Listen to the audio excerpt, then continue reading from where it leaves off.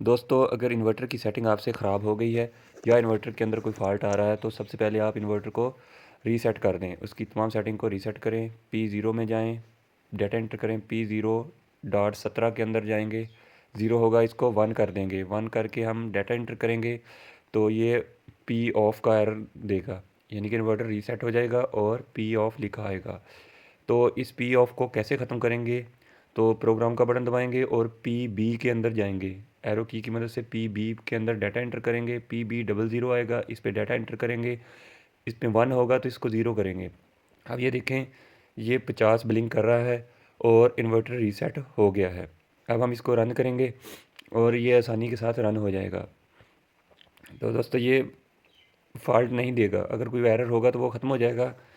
आप इस तरह इन्वर्टर को रीसेट कर सकते हैं और अब इसकी सेटिंग करना चाहें तो भी कर सकते हैं। तो ये देखें, ये ऑन भी हो गया और स्टॉप भी हो गया है।